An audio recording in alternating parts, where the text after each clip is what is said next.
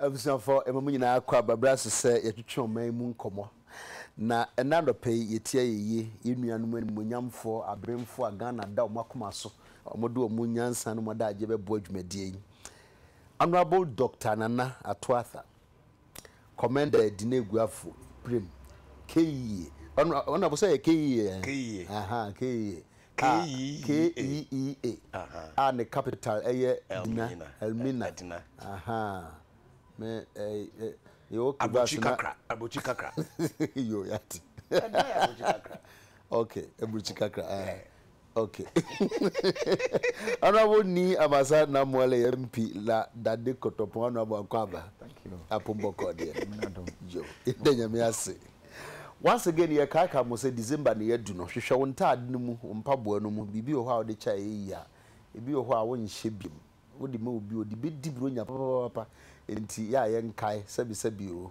enye obi a na wode enti kakra bi abedu nsem a na wakai wonua me kase me namfo mu ta kan asem bi pa o say esiwa no nesima no na che brotherhood enti no nya bi siwa no nesima no ade jaso so animu na nam wo dress no obi a dress bi ho ya tan no hu ni manka wakọ regu enti yenye na nuado na efe Honorable Dr. Nana Atuatha Honorable I see floor of parliament na musika so na yesu etie se hwe yenya mu de na so ye de so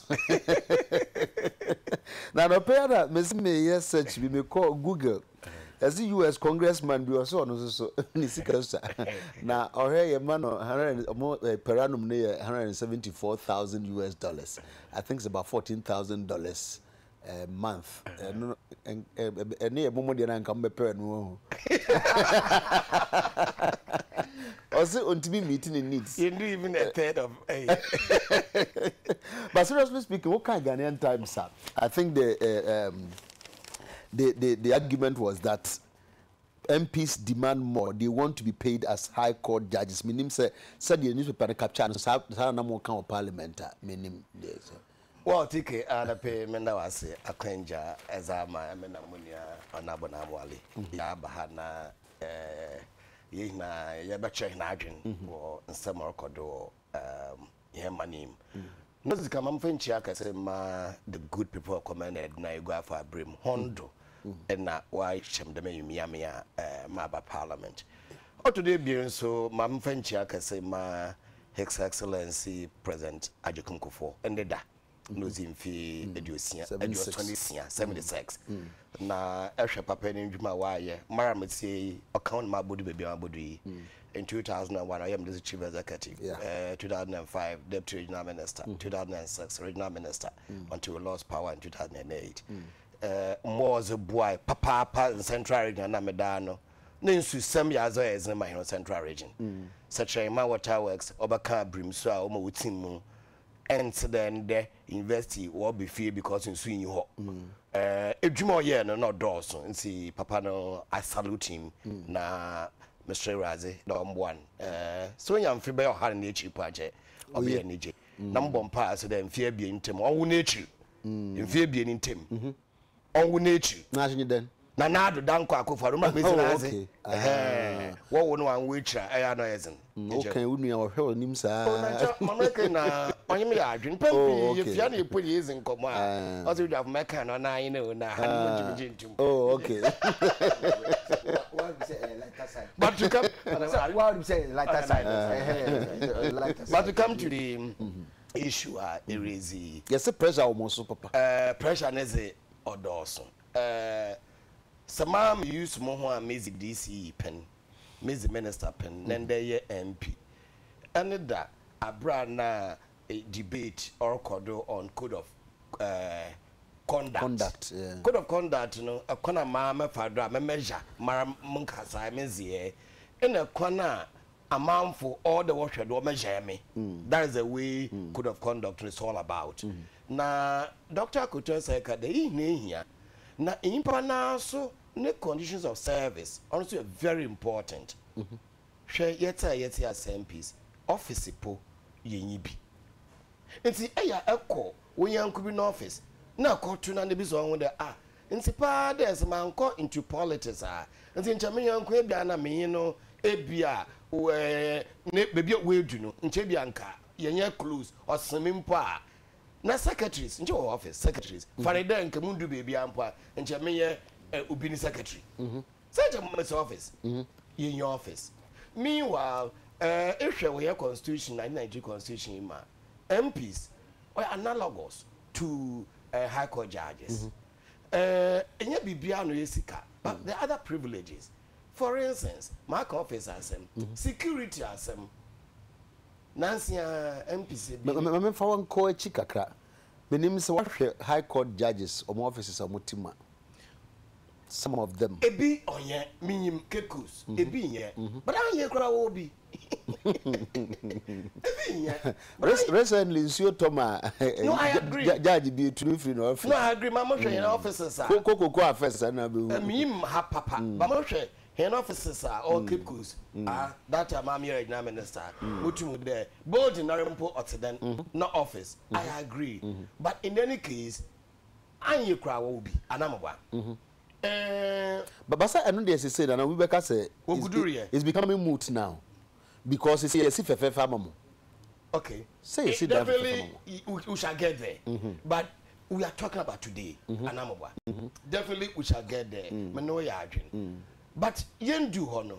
Since you come kaima books ni nara ugum because if you finish big one, you might need the following day parliament. Ono ye azar or again. Menyoka say my own good friends, including lecturers. What do they want me fuel? What do the MPs want me fuel? Me a DC. Me pay that China. Car me use or official vehicle. Fuel or assembly what to go. A better MP. Edgy loan and as a quarter car, but some so what so and son a quarter car fefe. Yes, Obi, my pen, matter pick up. Obi to my pebiana bottle. Depend on one case level. Sika minya or Namaka campaign, see, the quarter patrol and a pickup. And mo so dance a mini BNE. Bosomoso, what salary numuno? Bosomoso, now what so numu. 2,600 the car loan. A Dana Coco High, what's 2,400 there at the Danko. A beauty 5,000 Abasonico. Meanwhile, pay no Zemon be in Ghana the 72 million. No, about 17 million tax acquire. 55 no wakano, a child driver room, a child cook room, a child security room, and crop 4 and one accident. Go for one salary. I said, what salary no different from mine.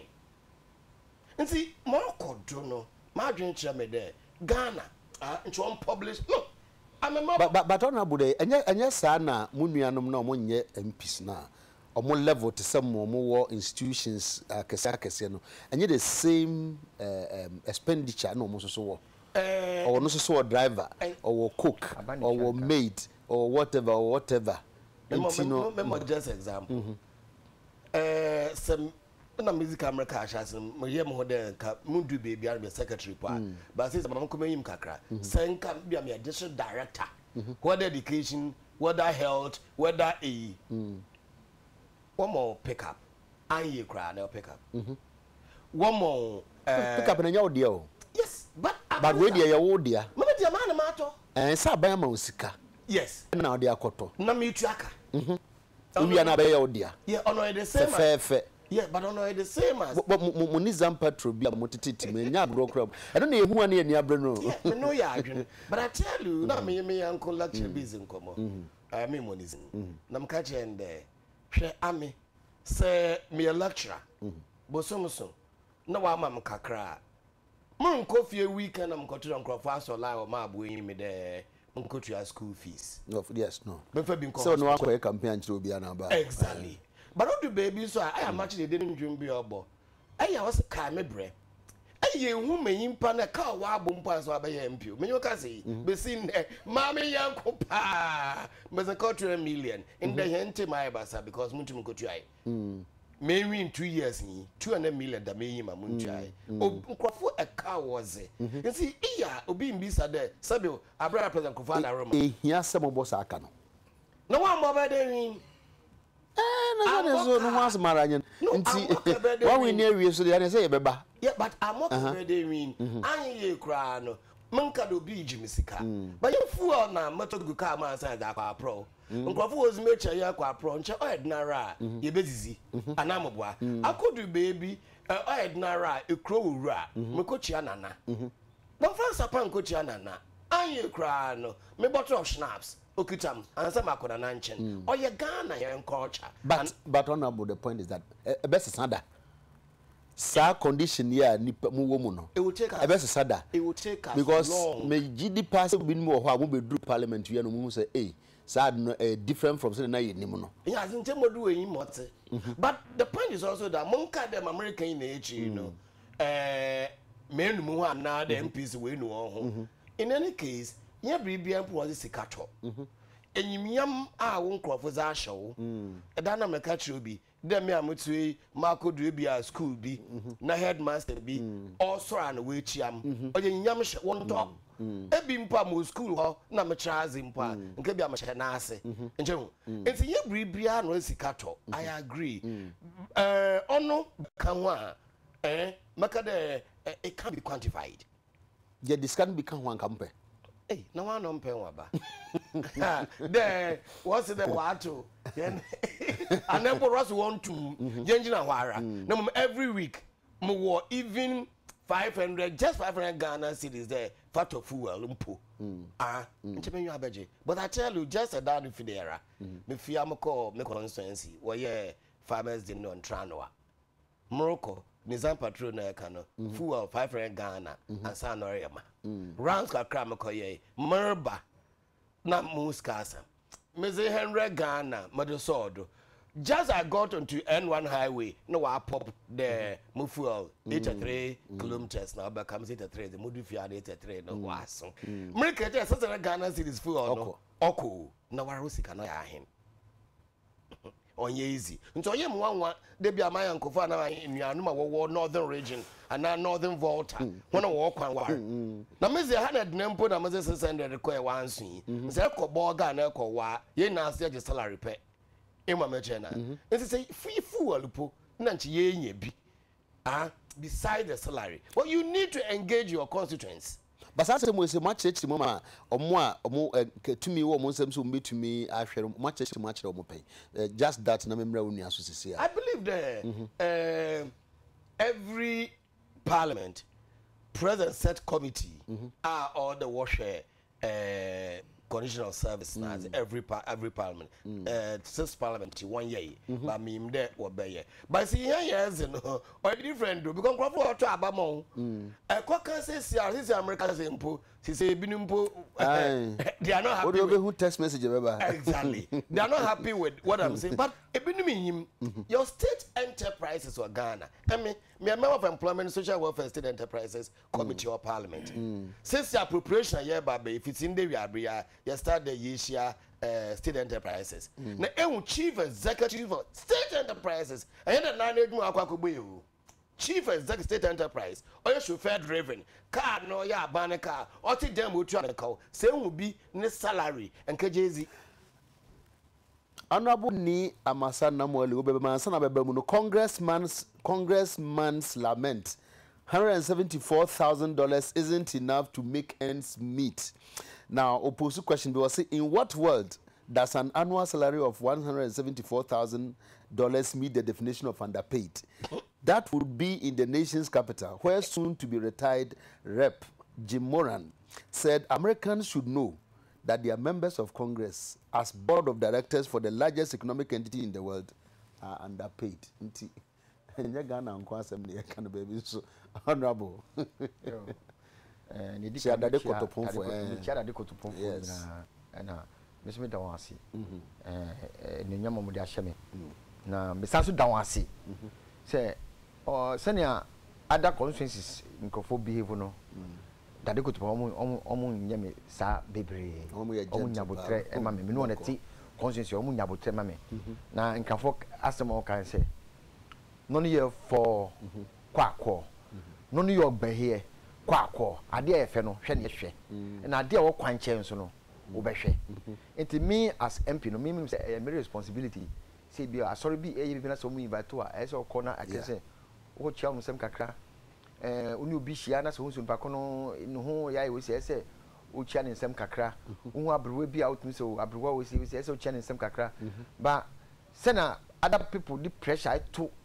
MP so echo stress sikania that you know that they go to for be I would say 90% for entisa but at the same time so can be higher abuno hadwo oh say obi hu chire no to be eba ma aseness obi ba say ni ma me ewu question is I didn't know was oba MP wo I didn't know any other person I didn't know your software any obi onu say MP no ato abama no and what say MP salary is 72 million yeah sana press no e kan chire Ghana for but press no kan chire Ghana for so but sika call MP kutuku mu e 5,500 enu echi no ka press no da bi enim enu echi no ka press no entimi kan chire say ni Carlo na okoji ye no ye 2,500 efisa 5,500 no bo ye enim omu kan chire won say sa sika we say no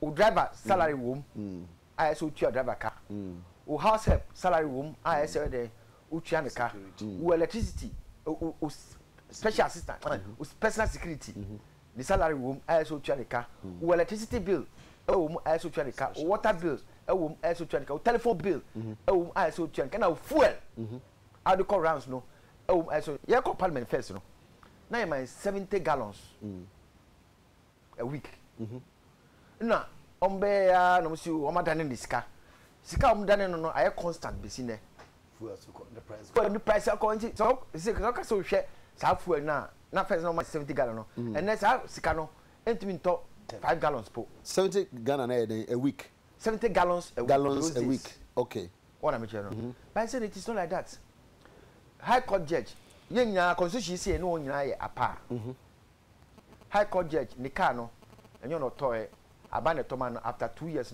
ye oshima no abane tomano abane tofu egum abane tua ni house help ka abane tua ni security ka abane tua ni driver ka abane tua ni house ni fie ka ni electricity and water abane tua ye no ya pa even yenji 7,209 yes 7,200 ayen 7,200 no omomuji 12,000 high court omoji 12,000 yeji end of service enya esgashal end of service benefit almost ye ma won bi so munima they get it even though they are also continuing working until why should that difference be there but enya for say MP they can say a cost strike and I say ye judge anka when is not come strike you say ye mo kwa mo betra he to wache aduma na ye but the only thing consolation wo mu ni say obi are respect o obi are need die mba but we say yenso so ye wadwen mu say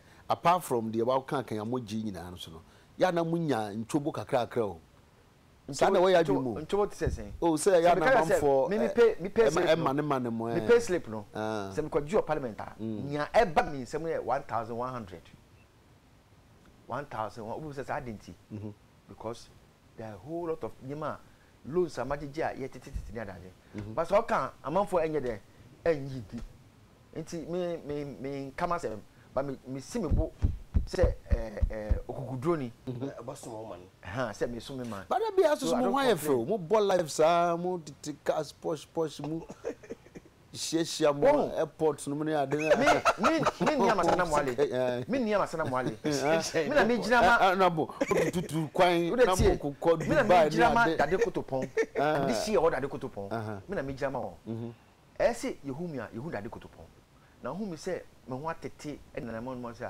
e good dade kotopon ni ma say say me ya de a e de nunyam be ma dade kotopon nti mo ye da na munya sika de yes ade no because Nyankopon adom sebi why minister da mesma minister da my deputy minister da sebi they be me say so obi wo high office na or involving in corrupt activities any mo no and never can corruption once because me papa me here as deputy minister man crofo papa me here as MP man crofo no and then sebi me nya ho mfaso and then nansa Saturday me ni holomo me ba me fi me du kro me ba barka jam so ma me bi see a friend say me person me body din but ono oni no oh abega enam one carton hey and sika fish fish wakati and I got 2,000 Ghana cedis. Edaso.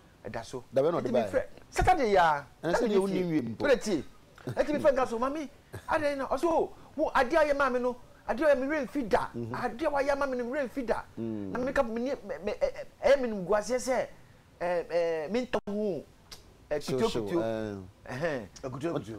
kutu kan nkan Don't we so minta mbesa show wana me che no enti papa ye gu ho no papa ye gu ho no na ene e carry wana me che no me catch say me ye MP but me hu ya ba be congress ya NDC ba be congress ya ma bi ono so temasa o frɛ me hu dwiri me ono nuku on kasa or church kama me 10,000 Ghana cedis o si ji nka so mama me da se no so wo de se na wo si tie no onyankopon kasa na be hira o enti papa ya to or mo no enti sa sika no na me ko share congress no enti yes ye nyanyonyam ya ho kire sika fam mom ye nyanyonyam ba na nkrofo so de bi ba se si a kan ma kan 12,000 si ane fish cutting 12,000 and not up be check 500 Ghana cedis enti say do 12,500 plus one cut 500 Ghana cedis o see then because fisheries ministry of fisheries enti be economy shall say won kai me na so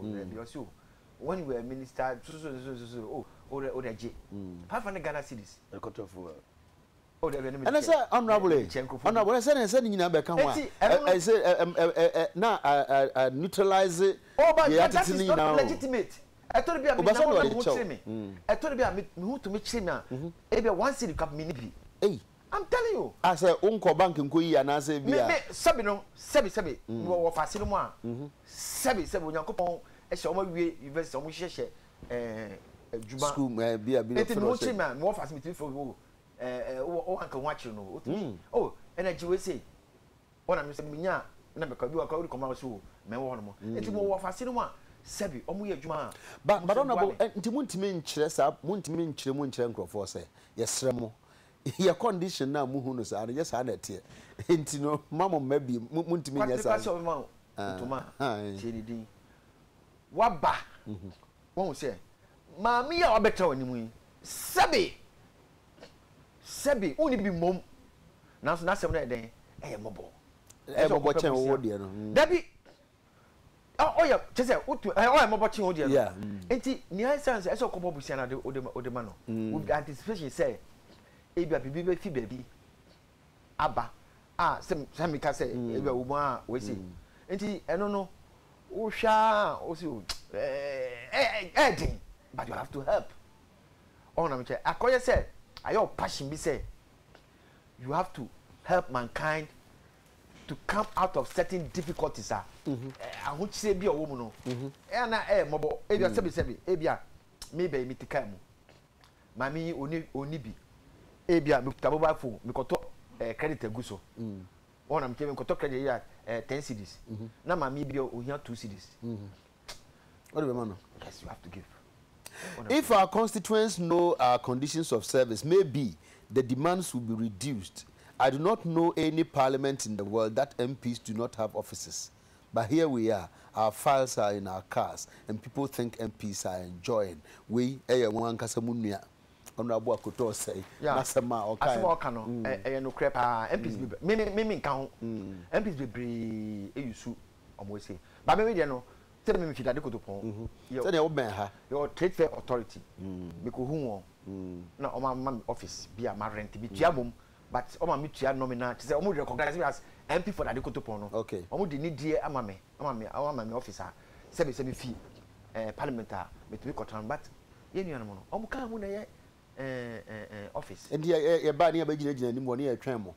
Oh, maybe is different from others. But maybe because we do some consultation. My officer is referral because we troll to be amount. So can they share my office this time around? It to be quiet. Now we let our metro no metro no assign. And I say yeah they be too far so and I say me you to be at the amount. It to be then there me consultation with you Tuesdays and Thursday morning 6 o'clock. Omoba 6 in the morning. Hey, and 6 in the morning. Now, they are 6 nipa ba. Oh, nipa ba. I get minute and I say me and then nipa map debre. I got about 7 people. Oh. But you go to be by 15 and that's 20. So you take care of all those people. After taking care of them, no, Obi Waloka so may say till 11 o'clock to share my office. No, I change my office. So I'm not transfer. Watch your obey money. Then you see one thing say so MP service to mankind. There be confirm about hormone. No be an episcao. Be our dream big. Obi o kwankyere. Obi o yesisi no. But maybe say yesisi na asase ho. Onya court ruling. Ah na asase ho na ni lawyer no ha na adwe na dade. Enu say no ese me ko hu lawyer no. Na me no transi. Na lawyer ha na adwe say. Say lawyer no nko ya me injunction. Eno nkofo no continue adwuma no. He say lawyer no send come back no. Lawyer no enye. E bia na you know. So you have to call the lawyer. Obi won mo so. Em say bia lawyer no. Oh. Sika no ma papa. Ado fellow na. Na no ni kasa. What na me che no. Otibiri eye. And I will also or court case or court. You see, you are dismissing the case, no. But we say, and also no, or by catching one who could be a chimano. So many things. Education. We want to say, only admission one court or see no niska or niska coin. No, you see, I am a and we also call on headmaster. Echo trans no share. Okay, Honorable Muntia, amount for responses. You ever has said, Pause, Abna Kunedu Yadomosi, TK. MPs will muti more than papa. Oba betra ha say nurse for allowance the obo moso. Oh na je. Omo de no mo ka ho ase. Emisai. Embado.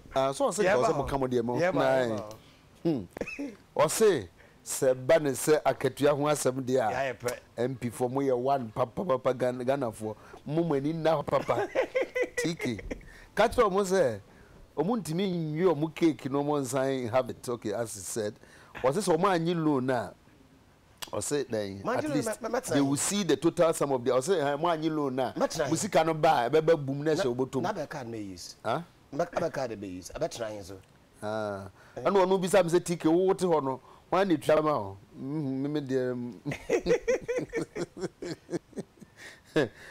parliament no mo ko ho so be ya o menya cash abo mo hunti no mo ko obi so de aba no we your friend high technology or say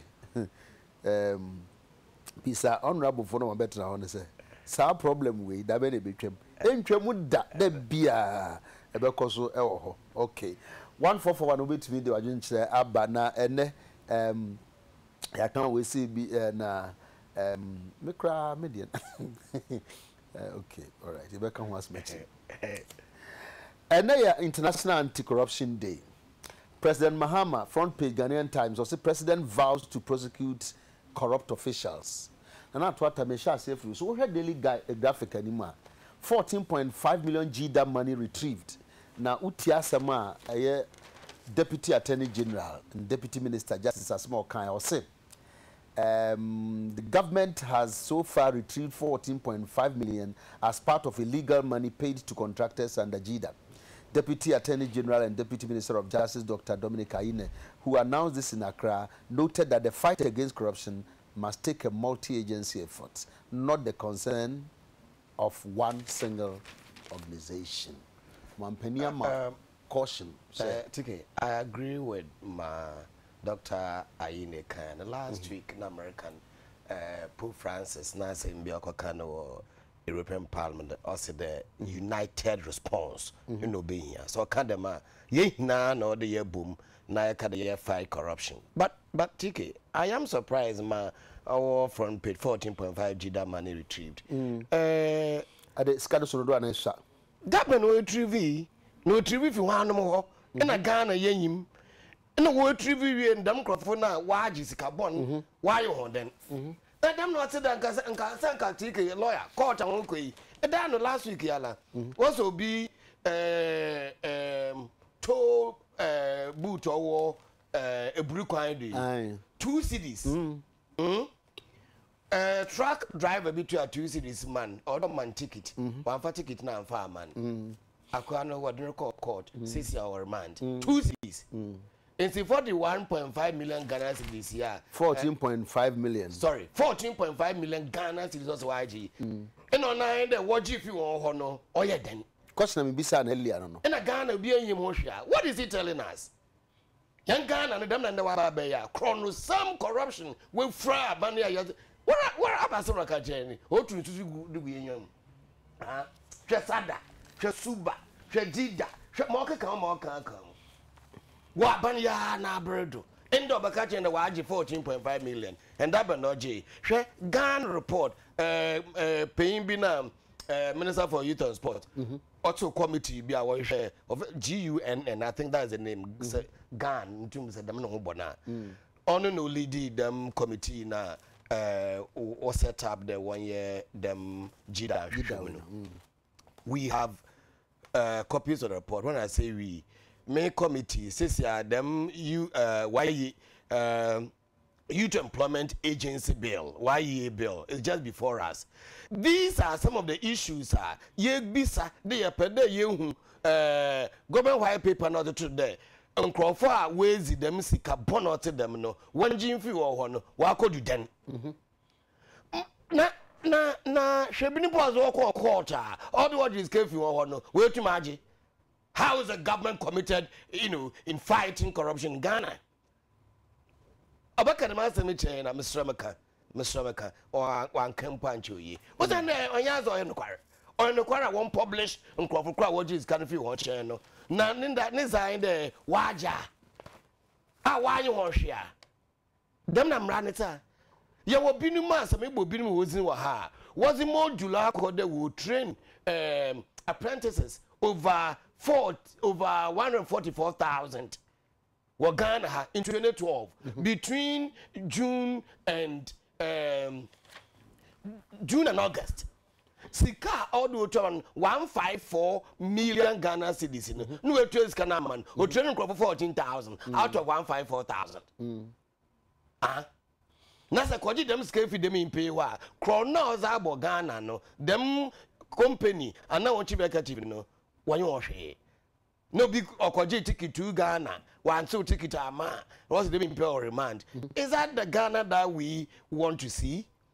Iti Mr. President Mahama na ndisi aban corruption we grab ani dodo wo ye wo bribi o se nde ame ma adwen chem de ye bata ye ka yesika asem na azi Ghana ehia sika all de yezi ye edwuma o Ghana teachers actually so many months won't you work obi actually 2 years won't you work nurses won't you work sika no akonkrofo we se dem sika wo Ghana chem ye sure dem krofo ke ye work o se sika complain or one sika in Ghana na ebinum so akazi dem krofo ho na wozi wefu yentum na yaage because was reboa party binti but president call no onyini say it has come in the right on the babre pem or say the government's determination to also President Mahama has given the clearest indication of his government's determination to prosecute or charge public officials who dip their hands into misapplied state resources as captured by the Auditor General's with His Excellency President Mahama. This is future. Now past one now, yenya ruling. One kajin what to akaji. You are catching and there obed them obed ana na ma waste that na koje brane. On you go to maji afei there in future. Also ministries across fada organizations under those means MMDs na or MDs na Auditor General what site on for be a misappropriation as no one shen more than him mo abaso na mo abaso ko ye huma yezri ya ana ye no ho a ebegyina aka kyenaze na ndaze na ma yehu webu ewie yenje no ya aja obi ma instances bi ti say NSS nipa binim gina court gida yanka say binim gina court ni na anya examples of the aban. I agree but America in there ebi wo wa akọ court ma Ghana courts we bua the yenji dem skin fi won ho afekro na fa na yakwe yaja it's like that you are committed to fighting corruption say muhuni ye in spite of letters also or sure they are come giving them deadlines so more implementing recommendations or the general's report letters letter look at that na deadline na pa ho na ehu ma orisia na yekoya nearby Mr. His Excellency John Mahama corruption ze oye aza omu onye one or you onye or the akasitia emrano so se ochwa yamodna de mamrano oininzi notwithstanding who that person is, notwithstanding the color or obo double blue, obo red, double green. No. Ghana is Ghana. Me ya no nya. Embracing. Onabo na amwale ye no nya. Embracing. Na eba even at the local level more okodo bon. Just imagine Equalmina says yeah, premix fuel. No was abano, no busy because I have ties in NDC. I mean branch him. Not the drums, Wakwa Kaji, what's it for protocol? Now, as order turn less than 6 Ghana cities, now you turn 14, 17 Ghana cities per gallon to our own people. Corruption in our kodo. Mbo abu abambi miza eme imranchim. In a yak all kodo. Your mama senara a fair way when over fight is only kanji mabasnoko near a conabado while fight corruption in Ghana. UN Convention and International Anti-Corruption Day no make quote because say the convention states in part that the UN is concerned about the seriousness of problems and threats posed by corruption to the stability and security of societies, undermining the institutions and values of democracy, ethical values and justice, and jeopardizing sustainable development and the rule of law. Anti corruption adia no say a sell memuni na pepper ye bida se corruption ewa ha ni amasana mwale and the president akasa for the first time you have mentioned my name correct sir for the first time also one person what can you can person na correct but first one me dini but corrupting corruption say na UN e kan no it undermines the stability of the nation and the institutions na menua he is an institution. Now, near what can I say no? Be no or the underman no can institution no. One, we are MP for Elmina. Elmina can because Elmina for a can. Now, now who say you the premise for la ba? Now who as MP who be say premise no you the ma a fire phone.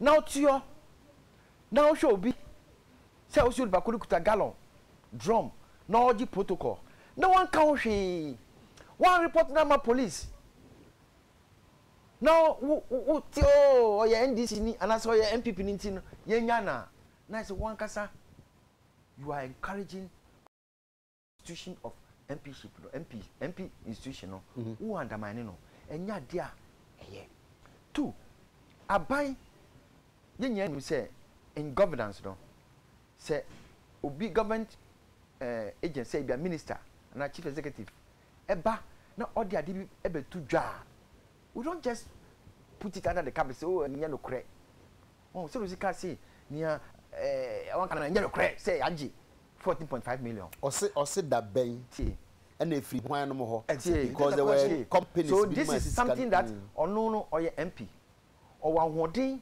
pa file emergency question. It be free minister and say, who say, Mammy, Lisa, all our GG can if you're more. Emergency question to me, file. But the list be publish it. I'm a Ghana phone in home. This is something that he said it in a forum. Or Casa forum. Won't be in a forum and Cassie. Oh, I can't just scanity. We say, say, you don't put it in a speech. Why not before the forum? But he has told them. Oh, but we use forum to break news. We use forum to break news. Yeah, breaking news here, Benina. I forum. Near President Koyokai. I forum no dako breaking news. No, say me trauma. We say, but let me tell you something about near President Kaino. The letter is gone already. Let's record that. Let's record that. So I was really surprised. Say, I'm writing. You were telling continuous term because we were saying, say, hey, Ben, you'll be an inside but I've gone to about 2 ministries and I saw the green paper lying in front of them. I didn't have the privilege to know what was inside, but the minister told me.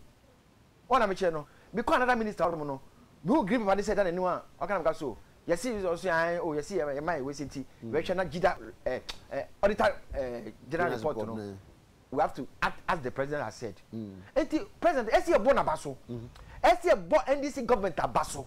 Because nia STA ye won say ye ka si ye gi enye June 4th ena ye 31st December ah e be twa nkrofo ma wona me che no ah say omo di Ghana scam Ghana fo ni abre say we waje ska hwim wona me che no ska no say no, we are under a constitution, democracy.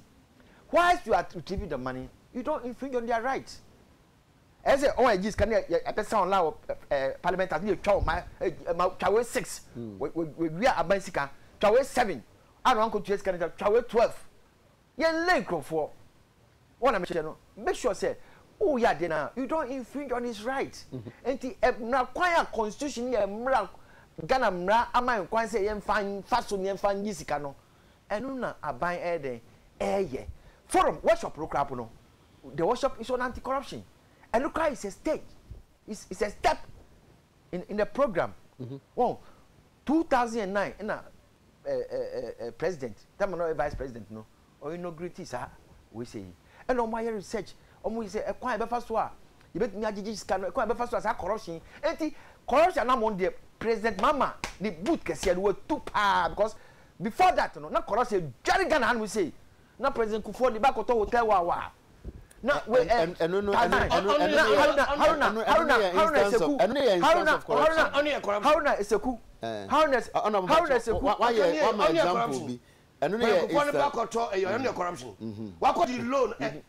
my goodness. No, can you? Do you know what is nepotism? What is nepotism? So nepotism. Different nepotism. Nepotism, is it right or is wrong? What is right or wrong? Is nepotism right or wrong? Okay. It's clear cut of nepotism and nepotism. Oh, so for this miracle of corruption. Oh, hey. Young one is one. Okay. You see, one ukasa. Eti enu na ba say the word wow. Again to the be Ghana body politics say, oh hey wow. President Kufuor can say corruption on to be and a president Atami say. Yes, also to be now if you Adam. And a president Atami say honorable. Or see now Ghana has say trouble. Or see corruption ukrom no kan no. Elmina. Okay.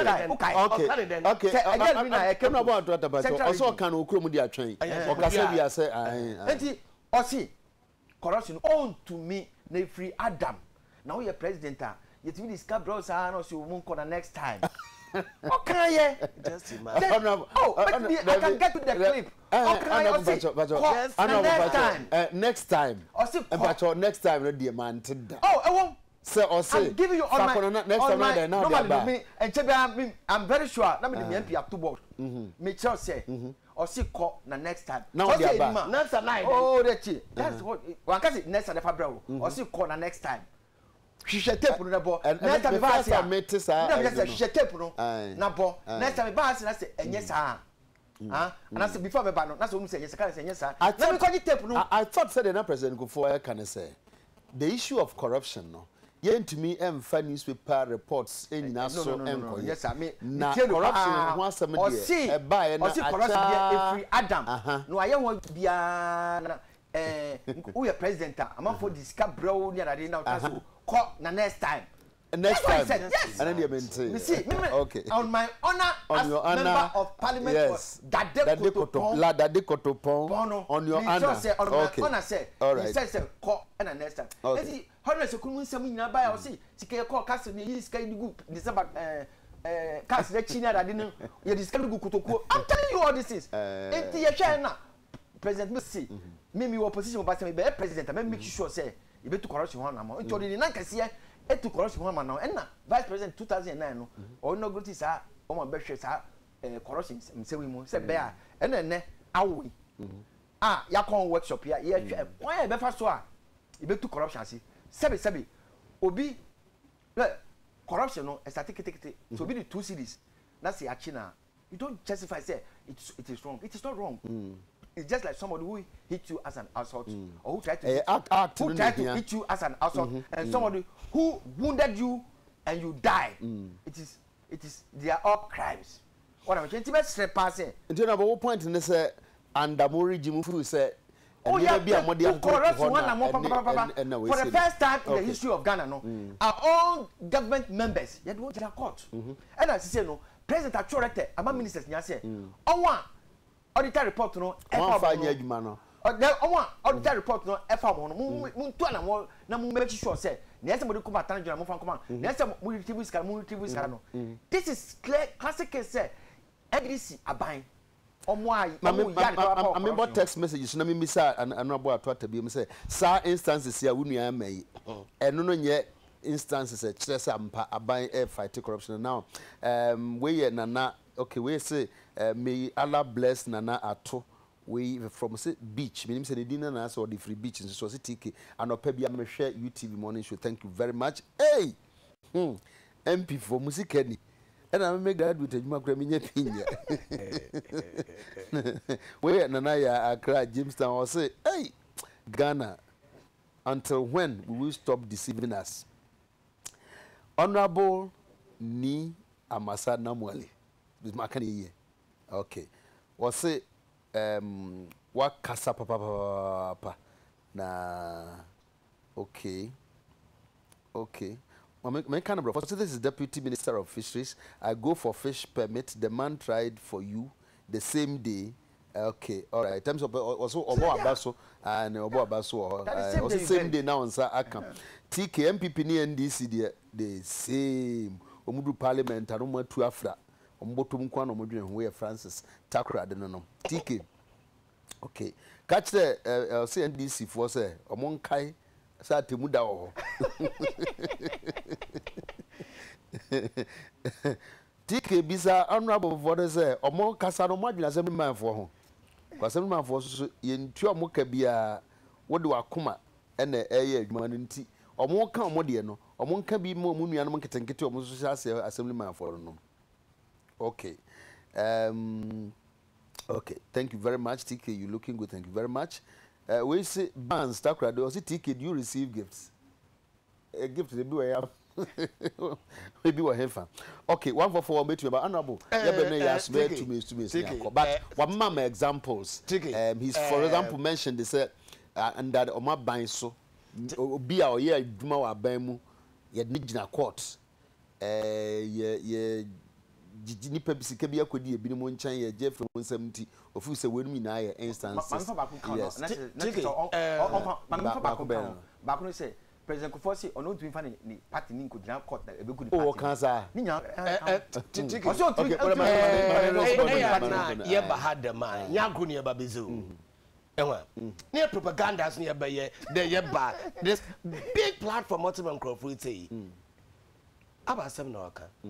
The President ne ba waka ji loan. Na wako invest in a hotel a business on your corruption. I didn't buy the chico prat. On your corruption. Okay, so hotel wa. I didn't buy that's the same thing how people do. Listen, I want you to listen. What happened? What happened before Prat? What happened before Prat? For the first time was winning part. Maybe I don't know now to Ghana. Perico for time. A minister. Malamisa. Afranko. Onyamu party ni. Sa argument onyamu party ni. True, but no, yeah, minister for now, but put that aside. About some no can one abroad do na corruption. What Ghana, President for obedi 8 years. We did the last 6 years. Prime Minister to what me 51.2 million. Listen, what amazing. Listen, what am our court? Now I don't know could do court. By his in court. I don't go to court. By his in court. Suba, Jida, Sada. I know I bring to pa. Jida Suba Sada Eyanasisem. Oh. On about Eyanasisem. And then some no 14.5 million. And then them. Hold on, and them. See. Jida Suba. Oh, I don't know. Mama Chow. And these are Bronto. Ajiria Waba Bay there. Only proof. Come on. No, but honorable Deputy Attorney General say Sikana Maji a free Jida no a clear instance say a minor and so corruption so may understand that's why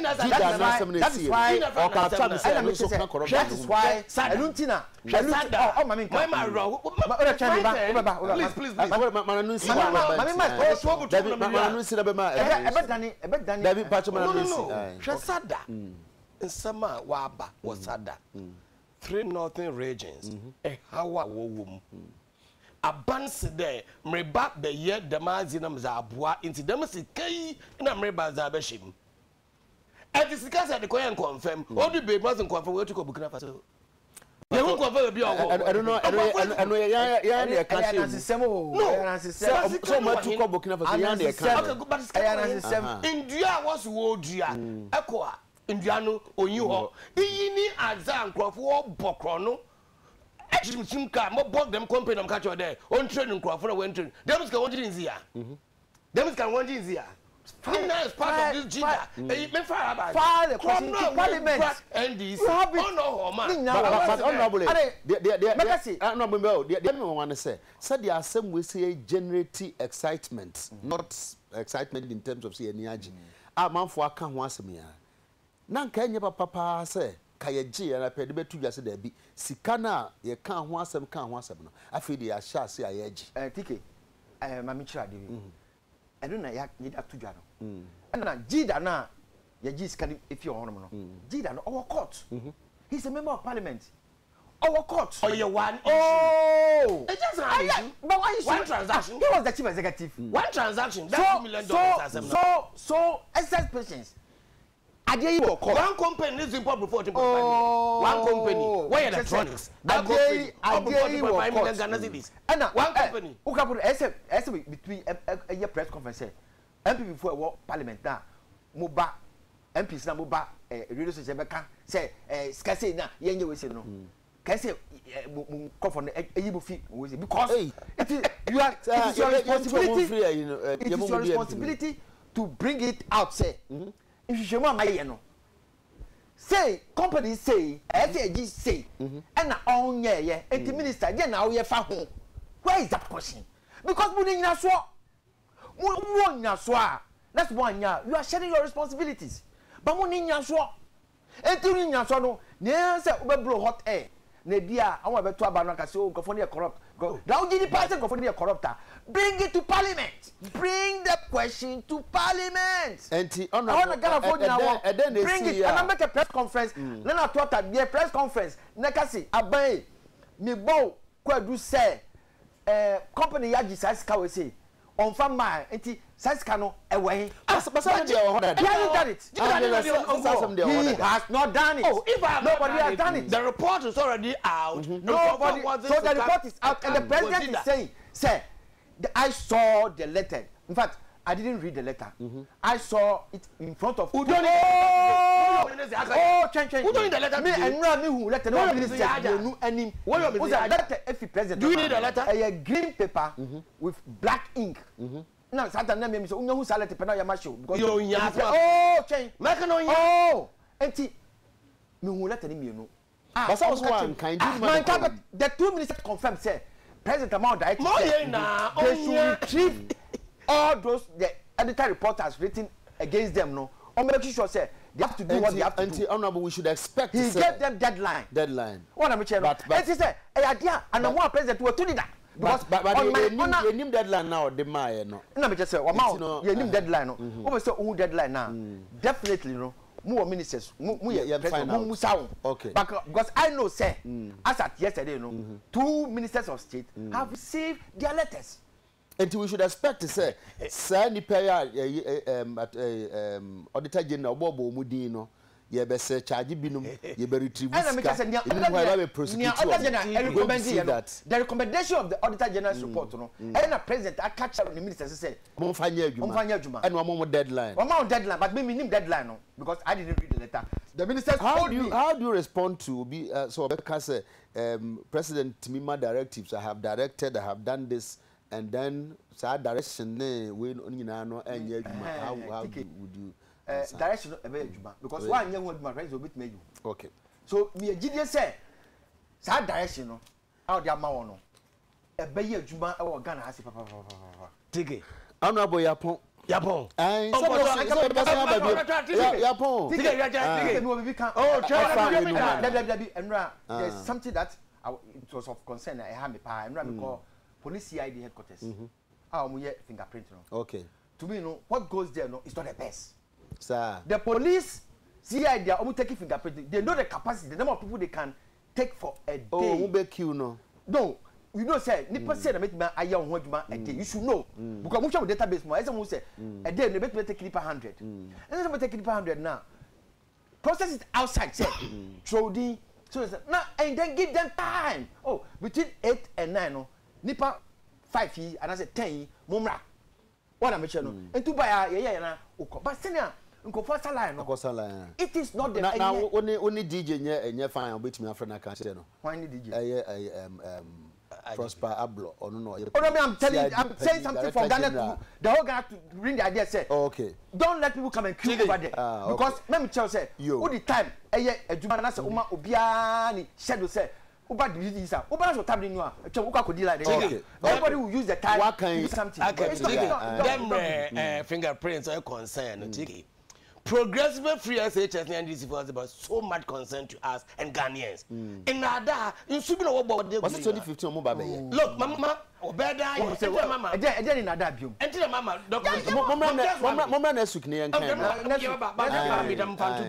just tease it now. Just tease it. Look, what's it there? As per paragraph 746 for 2012 budget year, what was it? 2014, sorry. 2015 budget already 19 November 2014. What was the 18 million Ghana cedis? No Baba Kickstart program no. And to them no, progressively free SHS no, or a day student about to one fees number one. Yeah. Per paragraph 882. Also Baba benefit 367,565 day students.